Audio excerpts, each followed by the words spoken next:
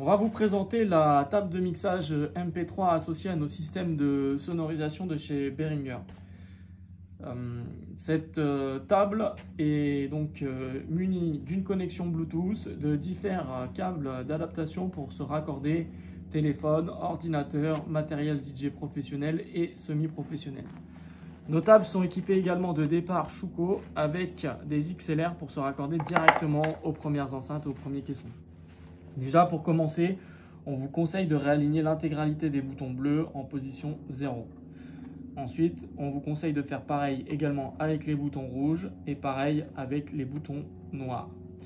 Alors, comment ça fonctionne? C'est très simple. Les boutons bleus vous permettent de régler les médiums, les basses et les aigus. Enfin, aigus, médium et basses.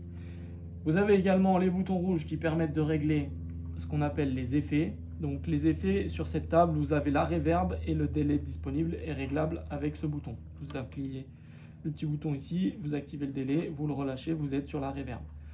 Et pour donner plus ou moins de reverb à votre piste, il suffit de tourner le bouton de FX rouge. Le bouton noir, lui, c'est votre balance, ce qu'on appelle le pan. Donc ça vous permet d'envoyer plus ou moins vers la droite ou la gauche l'audio. Sur les systèmes en stéréo, on vous conseille de rester bien sûr tout centré. Ici, vous avez l'entrée gain sur les micros. Voilà.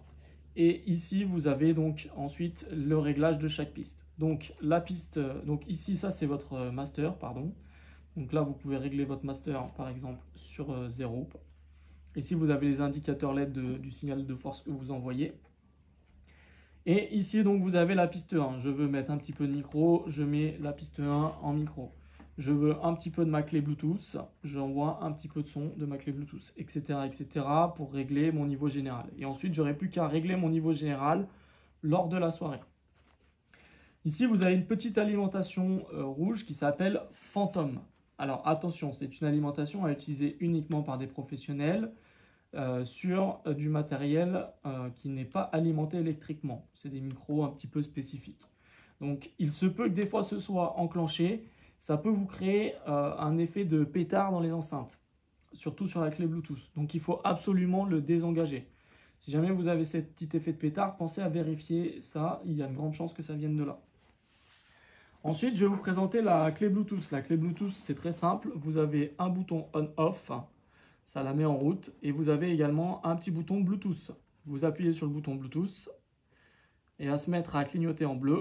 Une fois que celui-ci clignote en bleu, vous recherchez dans les appareils Alto clé Bluetooth ou Alto 2 et vous vous connectez directement à la clé Bluetooth pour envoyer le son dans votre système.